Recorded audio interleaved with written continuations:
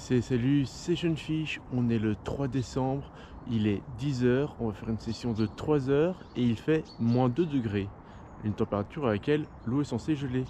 Alors pour le moment l'eau n'a pas encore gelé, comme vous pouvez le voir, mais il fait très froid dehors. Ça va être une session compliquée, donc du coup je décide d'aller pêcher dans un petit port de plaisance.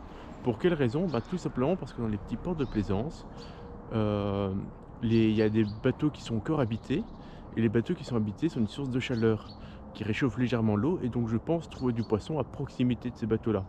Donc je vais faire un rapide tour des bateaux pour voir si j'arrive à trouver des perches et des cendres. Alors cependant je ne vais pas viser très grand, là pour le moment je vais pêcher en UL, en drop shot, parce que comme vous pouvez le voir je pêche avec des gants, et en pêchant en UL sur une canne assez sensible, je pourrais normalement ressentir correctement mes touches, et chose que je pense que je perdrai un petit peu si je viserais un peu plus gros. En même temps ça augmente normalement mes chances de faire des touches, soit on verra bien comment se passe ma session. Donc voilà mon montage, un petit plomb chevrotine que j'ai pincé sur ma ligne, avec un plomb avec un petit shad de 2 pouces pour commencer ma session. Je donne ça un petit peu lors de ma session pour voir s'il y a des touches ou non. Donc je vais rempêcher le plus proche possible du bateau. Et donc là je fais un premier lancer et je vais mouliner tout doucement avec faire des pauses relativement longues de 10 secondes avec un minimum d'animation, parce que je pense que le poisson qui va venir mordre est vraiment léthargique avec la température très très froide de l'eau. Alors une petite astuce que j'use pour savoir si je pêche un bon ou un mauvais bateau, ici il y a des câbles électriques. Je pars du principe que tout bateau relié à un câble électrique est un bateau utilisé, et donc du coup potentiellement une source de chaleur.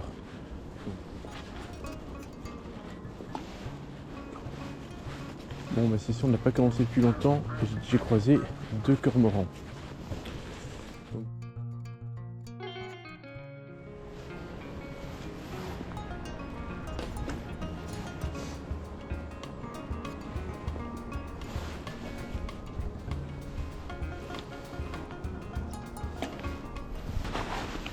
Alors pour vous montrer que je vous montre pas, je sais pas si ça se voit correctement à la caméra, mais sur mon anneau il y a de la glace qui est en train de se former sur chacun de mes anneaux. Et là ça se voit un petit peu mieux, il y a un peu de glace qui se forme partout sur mes anneaux. Et effectivement à -2 degrés, l'eau que je ramène, que je dépose sur mes anneaux, cette eau là elle gèle. Je viens de changer de leurre et chaque mouvement que je suis en train d'effectuer est hyper douloureux. Alors j'exagère peut-être un peu les termes, mais c'est vrai que changer de leurre, je viens de devoir changer la batterie de ma GoPro, j'ai dû ouvrir ma GoPro, donc j'ai dû mettre de la force pour bouger, car on a les doigts tout congelés. Là par exemple j'ai mes doigts qui me brûlent jusqu'aux extrémités, c'est atroce. Bon, faut de temps en temps ça, et j'espère quand même arriver à être récompensé par un poisson aujourd'hui, sortie. J'espère que je fais pas une sortie pour rien, à voir ce que ça va donner dans les faits. Et effectivement, l'eau est plus basse que d'habitude. Là j'ai un point de repère physique que j'ai déjà bien marqué l'année passée. Il y a entre 40 et 50 cm en moins de profondeur par rapport à l'année passée. Donc sur quoi cela peut influencer? Tout simplement peut-être la rentrée dans le port des poissons. Peut-être que l'eau est plus assez profonde. Ah. 2 fois d'affilée ça bloque. Ça je peux vous assurer, c'est ce qu'on appelle un problème de glace. Mon anneau bloque, enfin mon fil n'arrive plus à passer, mon émerion plutôt, mon raccord n'arrive plus à passer ici. En fait, mon anneau au-dessus est totalement bouché, donc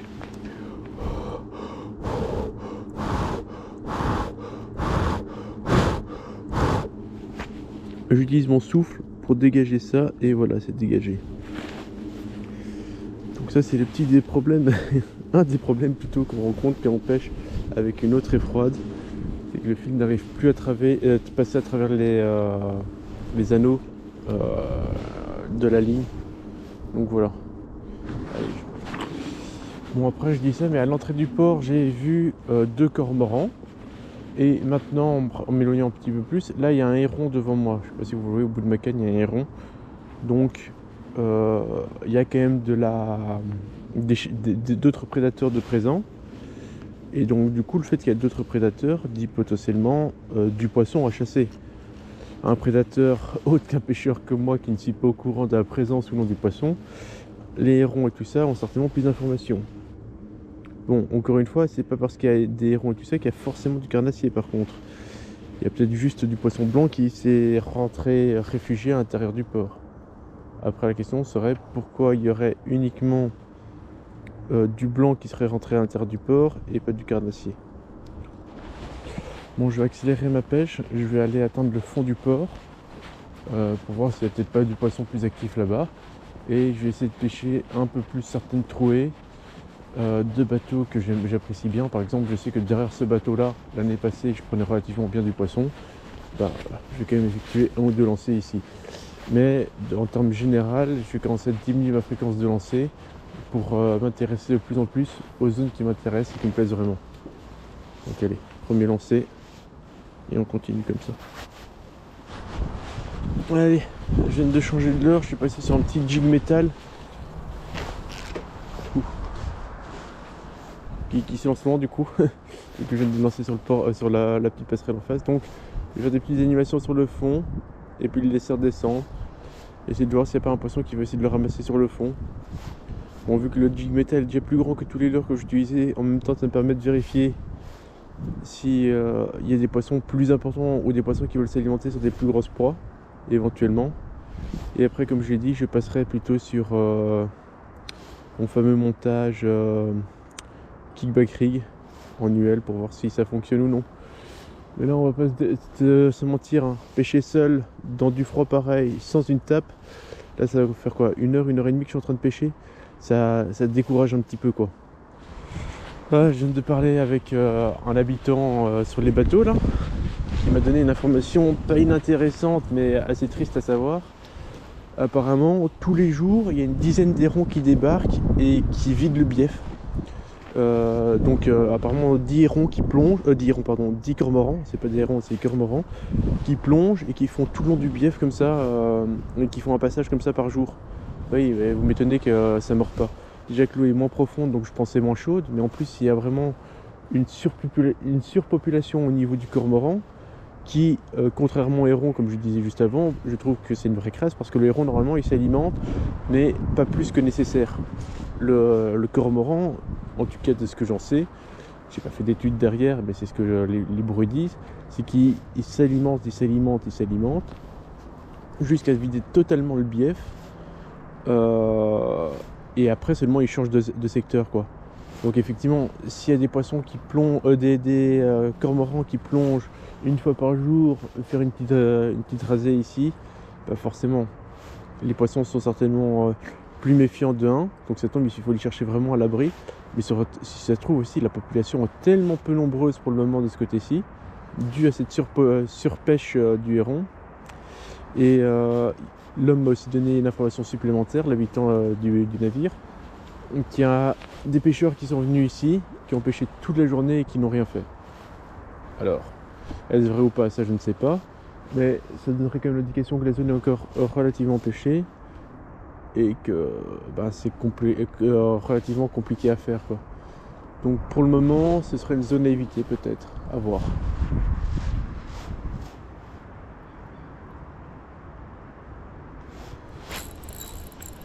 Poisson? Bon, ça se bat pas. Oh, j'y ai cru. La branche a dû se retourner sur le fond et ça a dû donner comme un petit coup de tête. Oh, j'y ai cru. Et en plus, vu que ça s'est bien piqué entre guillemets, mais que j'ai eu un beau coup de tête et que j'ai senti une certaine masse dans ma canne, j'ai cru que c'était un beau poisson. Ah, j'y ai vraiment cru. Dommage. Ah, c'est pas grave. On va changer de leurre et on va passer sur mon kickback rig. Alors, hop là. Et voilà. Je vais passer sur un petit grub, tout petit, hein. Ça c'est un leurre de 20-30 mm, quelque chose comme ça, en kickback rig. Donc je vais lancer et je vais ramener tout doucement. Alors en kickback rig, j'ai constaté qu'il existait 2 animations qui avaient marché avec moi. C'était tac tac, 2 petites tirées, une pause prise de contact avec 5 secondes de pause, tac tac et on recommence. Là, vu qu'il fait très froid, je pense que l'animation aussi dynamique n'arrivera pas à déclencher le poisson.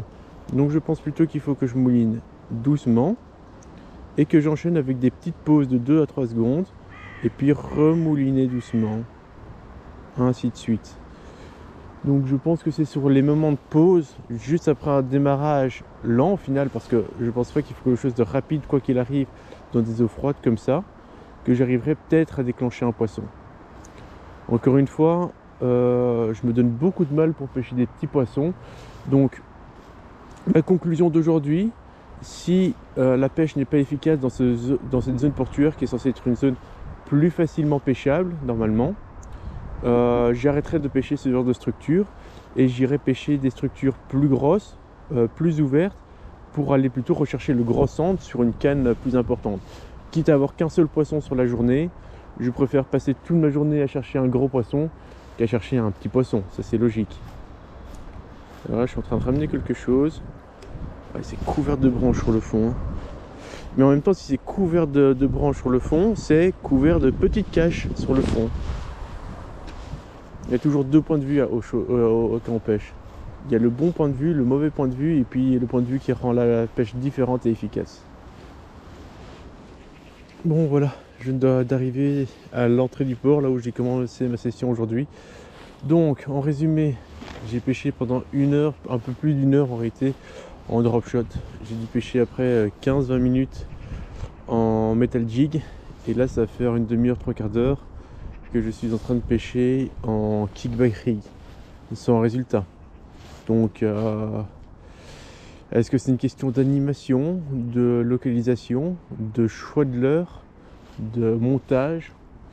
C'est une très bonne question. Donc voilà. Ah. Là je me suis accroché quelque chose dans le fond.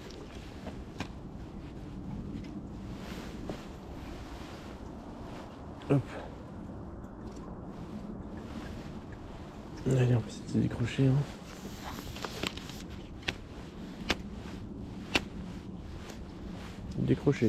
Décrocher ou casser. Ça, je le saurai dans 1 seconde. Touc touc touc.